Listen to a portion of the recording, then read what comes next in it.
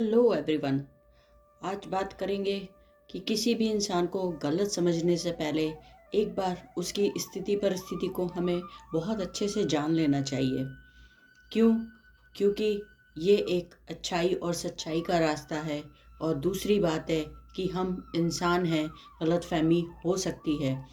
तो हमें positive mindset के साथ ये सारी चीज़ें करनी बहुत ज़रूरी है, खुद के लिए भी और दूसरों से एक संबंध को स्थापित करने के लिए भी। आइए इसको हम एक और स्टोरी से समझते हैं। एक आदमी था, बड़ा पॉजिटिव था गांव में, लेकिन जिस दिन वो मर जाता है उसको कोई भी हाथ नहीं लगाता है। बड़े आश्चर्य की बात है।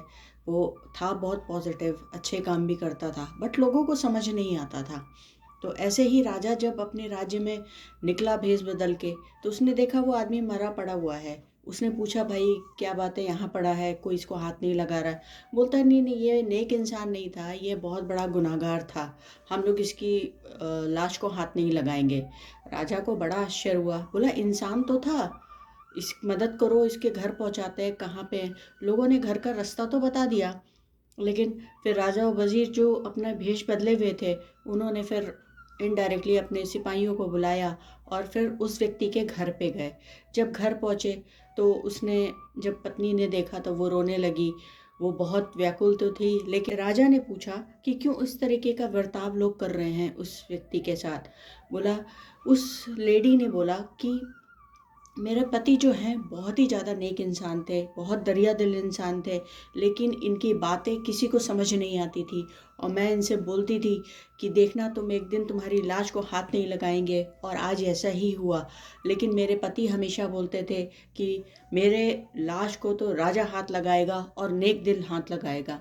यहीं पे दोस्तों बात आ जाती है पॉजिटिव माइंडसेट की, पॉजिटिव करने की, कि जो भी वो काम कर रहा था उससे वो इतना डिटरमाइंड था कि राजा जैसा व्यक्ति आएगा और मेरा जो भी करना होगा करेगा।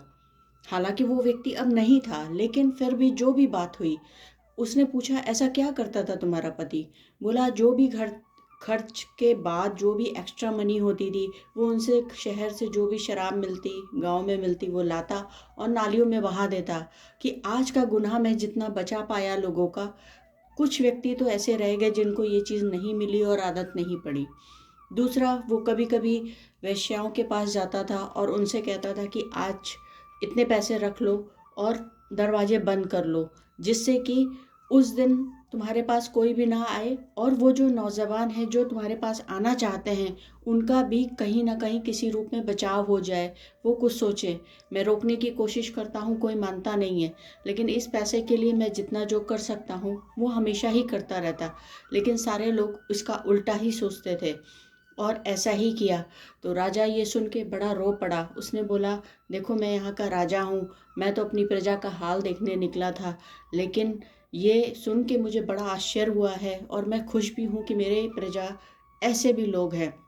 कल इसका शाही रूप से सारा श्रृंगार वगैरह हो करके इनकी अर्थी को ले जाया जाएगा और इनका अंतिम संस्कार किया जाएगा। तो तब जा कर के पत्नी को शायद अपने पति द्वारा कही हुई बातों पे उसको बिलीव हो रहा था। वो कहीं ना कहीं अब खुश थी, सेटिस्फाई थी कि जो ज़िंदगी भर उसके पति ने किया उसका कहीं ना कहीं तो उसको फल मिल ही गया। तो दोस्तों, हम सिर्फ यहाँ पे ये कहना चाह रहे हैं कि हमें नहीं पता होता कि चीज़ें कब, कहाँ और कैसे होंगी, लेकिन ये जो पॉजिटिव माइंडसेट है, ये जो तरीके होते हैं लाइफ को जीने के, ये बहुत इम्पॉर्टेंट होते हैं। कभी कभी पूरी ज़िंदगी निकल जाती है उस चीज़ को साबित करने में।